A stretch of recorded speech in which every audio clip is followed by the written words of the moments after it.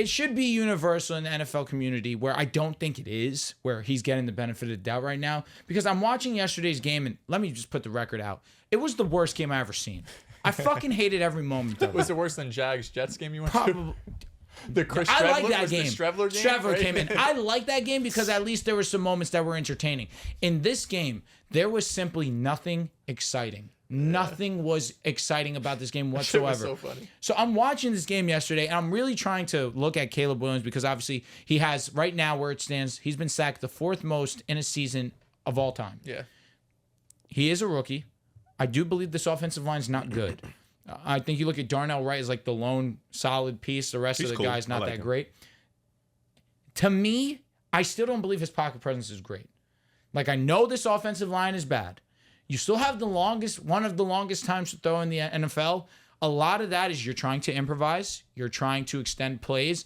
And when you are a playmaker, you're allowed that leeway. However, the negative plays continue to stack up. And in last night's game on early downs, I'm watching him go back 10, 15 yards, and it's a horrendous sack. Now, yes, I can blame the offensive line for not giving him some time, but why are we running backwards? Let's throw the ball away. There's got to be a check down. There's got to be somebody in the flat for you where you can at least dirt it.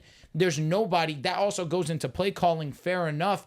But we have to be better at checking protections. We have to be better at knowing who's coming and sending pressure and who's going to be that free rusher. We have to be better in these situations, especially on early downs. Because if you take a sack on first down and now it's 2nd and 30, yeah, we're not working with anything here. No. Yeah, they had no answer last night to cover 0. It was very reminiscent to basically the Eagles all of last season. The Seahawks were sending all-out blitzes, it felt like, all damn night, especially in that second half and fourth quarter, and they had no answer to it. There are a couple numbers that are, like, insanely troubling about Caleb Williams this season in terms of accuracy. So, catchable throw rate and sack avoidance. We're talking about pressure to sack rate. Yeah. It's the worst from 2021 on. Right, so we're talking about Zach Wilson. We're talking about Bryce Young 2023, Justin Fields 2022. We're talking about Sam Howell, some really bad quarterback play over the last 3 years. It's been by far the worst. Like, you can see, like, he is down in a quadrant by himself.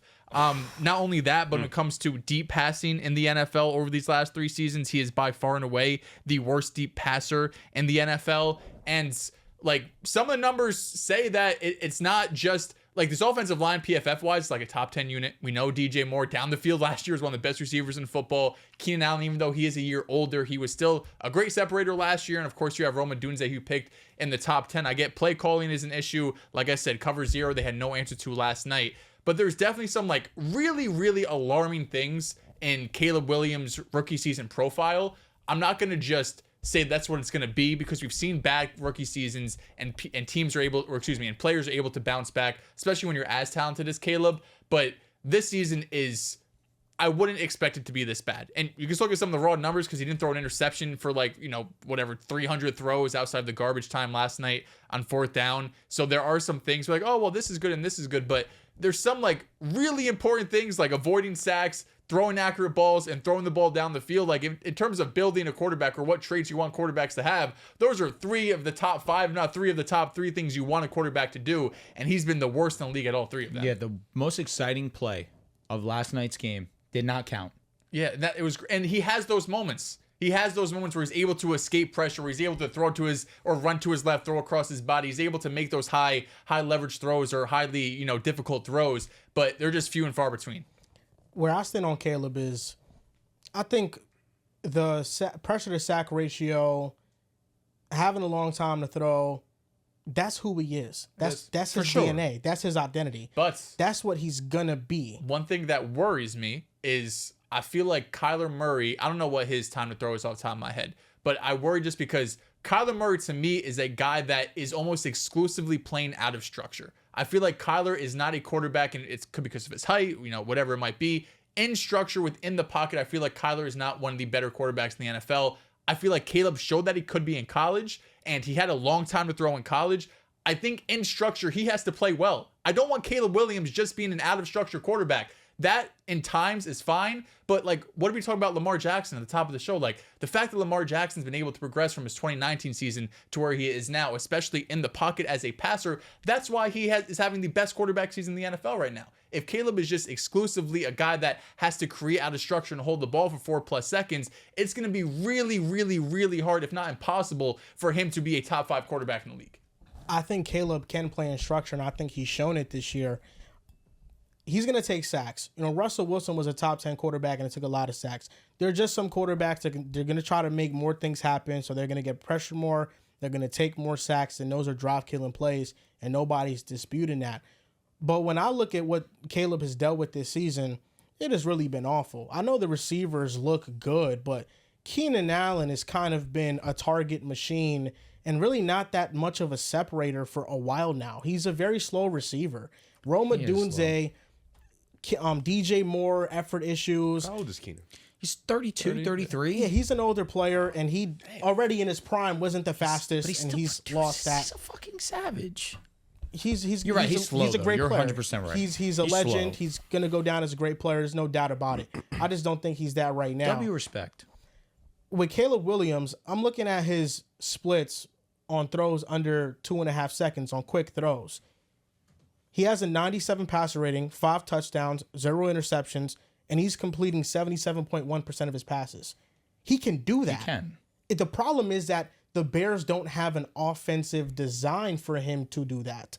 There are so many times throughout the season where Caleb is adjusting protections and the offensive line whiffs on him and he's getting pressure instantly. There are many times where defense is just stacking a line and they're just sending pressure and they're forcing him to get the ball out quick, and nothing is developing quickly from a route concept perspective, and there's nowhere to go with the ball. And should he throw it away in that situation? You know, I think he should. But is he also trying to buy time to maybe see if something gets open?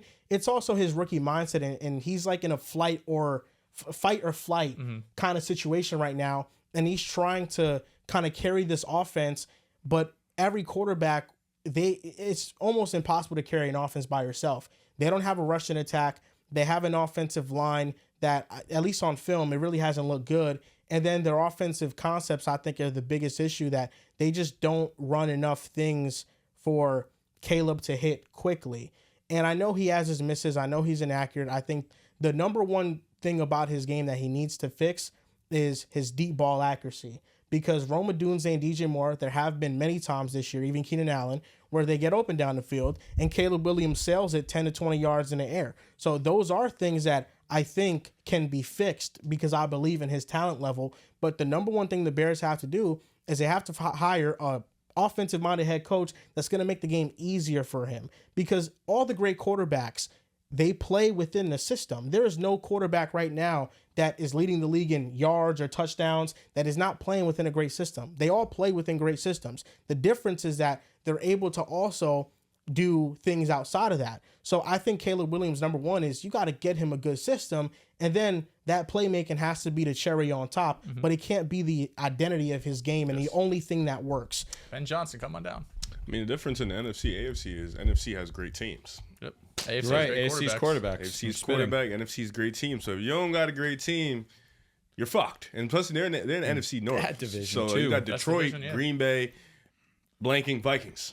So Vikings, great team. Lions, great team. Green Bay, great team. Tell you what, though, NFC is starting to trend in the direction of having great quarterbacks, too. The NFC North is stacked. You still have to respect Stafford. I know that people are down on Kyler. I think Kyler's still a great quarterback in this league. You have to respect Jalen Hurts, Dak Prescott. NFC's catching up.